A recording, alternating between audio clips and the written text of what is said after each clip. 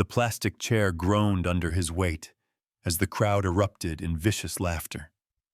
78-year-old Frank Morrison sat hunched at the registration table, his weathered hands trembling as he signed the airshow participation form.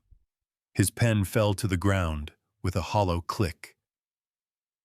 "You gotta be kidding me," sneered Jake Sullivan, 24 years old and cocky as hell. "Grandpa thinks he can still fly." The other pilots gathered around like vultures. Their flight suits gleamed with sponsor patches. Their helmets cost more than Frank's monthly Social Security check. They pointed at his faded leather jacket, the one with holes in the elbows and a zipper that stuck halfway up. "Sir, are you sure about this?" The event coordinator looked embarrassed just asking. "The insurance company specifically mentioned age restrictions." Frank's voice came out as a rasp. "I paid the entry fee." More laughter.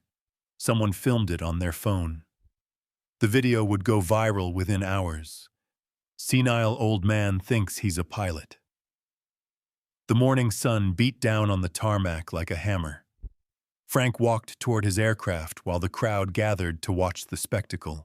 His plane sat at the far end of the field, isolated from the sleek jets and aerobatic performers.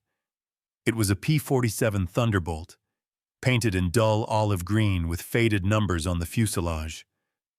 "Look at that piece of junk," Jake called out.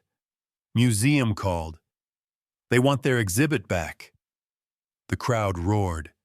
Frank's shoulders sagged. He'd heard it all before. At the grocery store, at the VA hospital, at his grandson's school when he'd tried to talk about the war. Nobody wanted to hear from old men anymore. But something else was happening. The other pilots had stopped laughing.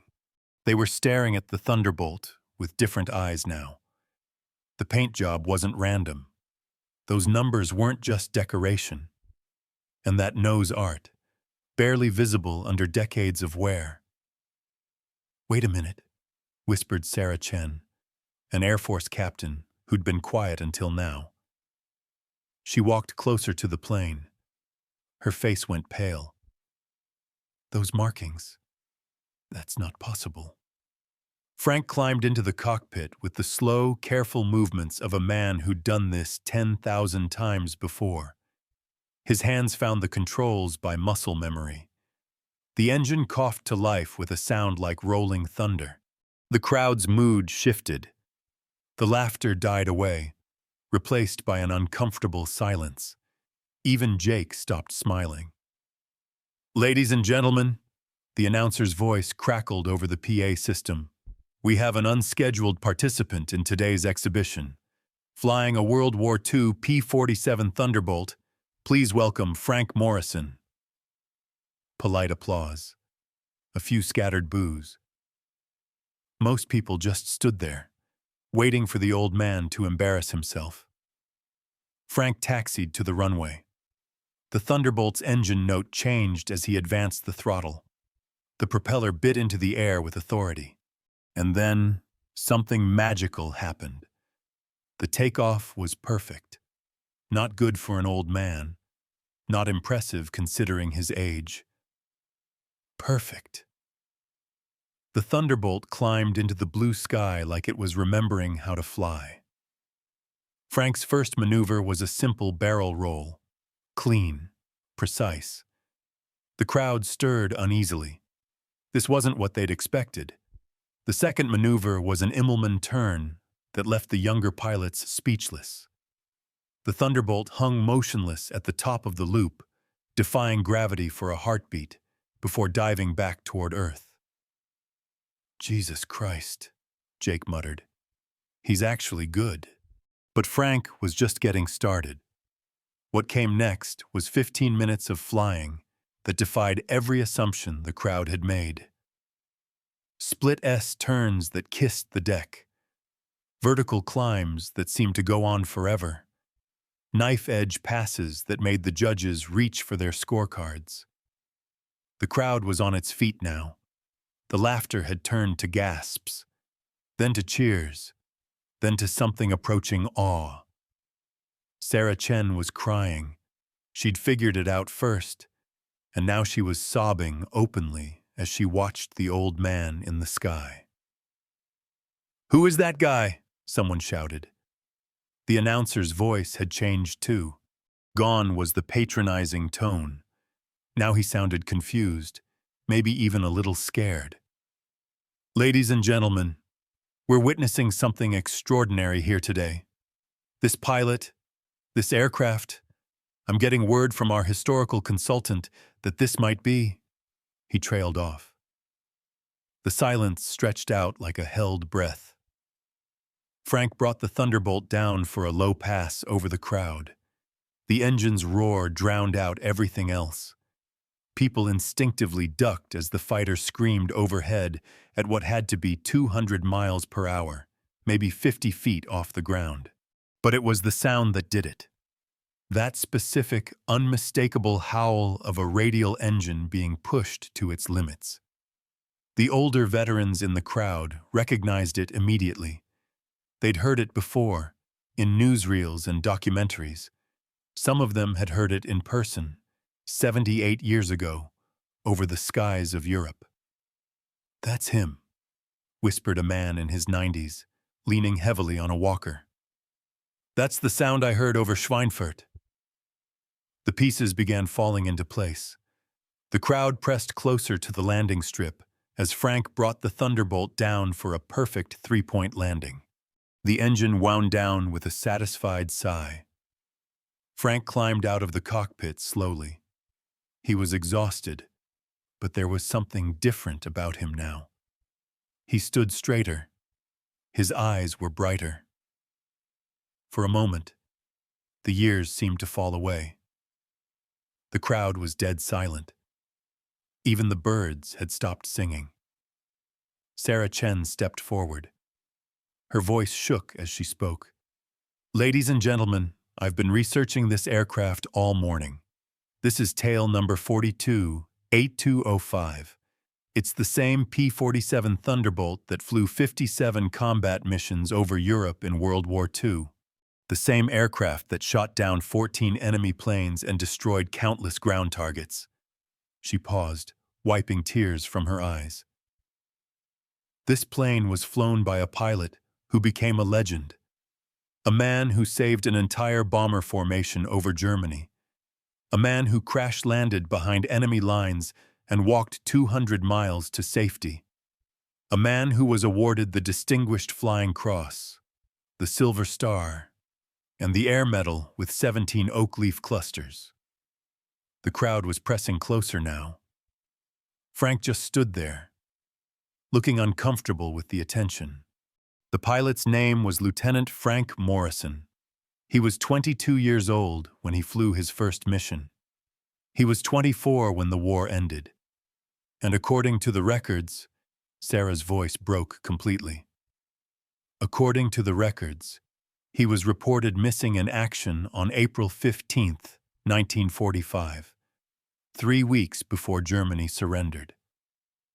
The silence was absolute now, 100 people holding their breath. "But that's impossible," someone whispered. "That would make him..." 98 years old, Sarah finished. "If he survived." Frank cleared his throat. When he spoke, his voice was stronger than it had been all day. 99 next month, actually. The crowd exploded. Not with laughter this time, but with something between a cheer and a sob. People were crying openly now. Veterans were saluting. Children were staring in wonder at a living piece of history. Jake Sullivan pushed through the crowd, his face white with shame. He stopped in front of Frank and stood at attention. "Sir, I'm sorry, I didn't know. I didn't understand." Frank looked at him for a long moment. Then, slowly, he smiled. "Son, you couldn't have known. I'm just a tired old man who likes to fly." "No, sir," Jake said, tears streaming down his face. "You're a hero." Frank shook his head. "Heroes don't come home. I got lucky. But the crowd wasn't buying it. They'd seen the way he flew. They'd seen the way he carried himself in the cockpit. This wasn't luck. This was skill and courage and determination distilled into 99 years of life. The questions came fast and furious. How did you survive? Where have you been? Why didn't anyone know?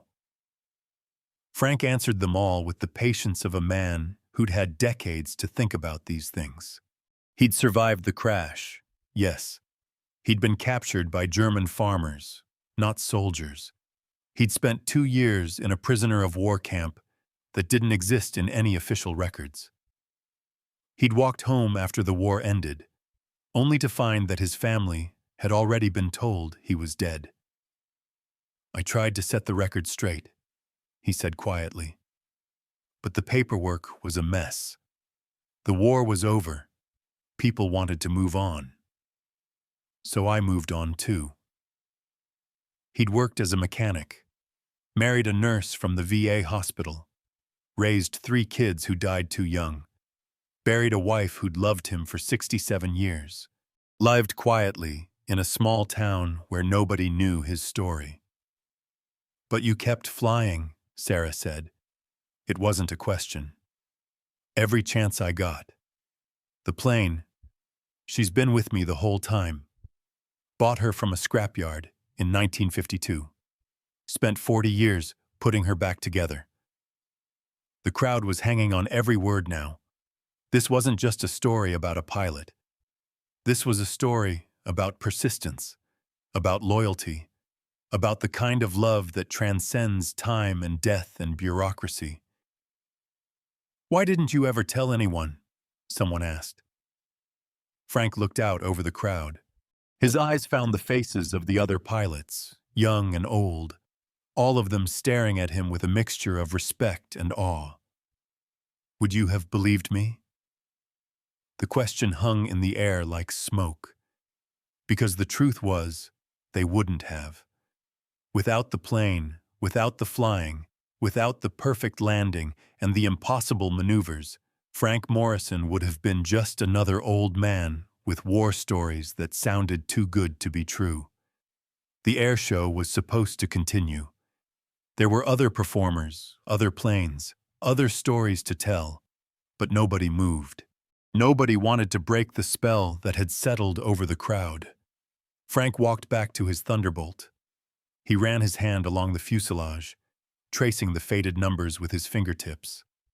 The crowd watched in silence as he performed his post-flight inspection, checking the engine, the control surfaces, the landing gear. "Will you fly again?" someone called out. Frank smiled. "Son, I've been flying for 78 years. I'm not about to stop now." The crowd cheered, not the cruel laughter from before, but genuine appreciation. They'd come to see an air show, but they'd witnessed something far more valuable. They'd seen a man reclaim his place in history. As the sun set over the airfield, Frank Morrison climbed back into his car and drove home. The Thunderbolt sat quietly on the tarmac, her engine ticking as it cooled.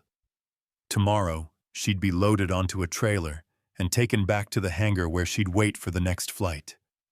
But tonight, she'd done what she was built to do. She'd carried her pilot into the sky one more time. She'd reminded the world that some things are worth preserving. Some stories are worth telling. Some heroes are worth remembering. The video of Frank's performance would be shared millions of times. The story would be picked up by news outlets around the world. History books would be rewritten. Records would be corrected. The man who'd been missing in action for 78 years would finally be listed as found. But Frank Morrison didn't care about any of that. He was already planning his next flight. After all, he had a promise to keep.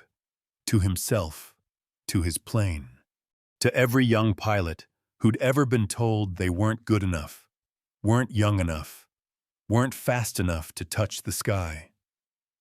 Some dreams don't have expiration dates, some pilots never really land, and some stories are too important to stay buried, no matter how long they've been lost.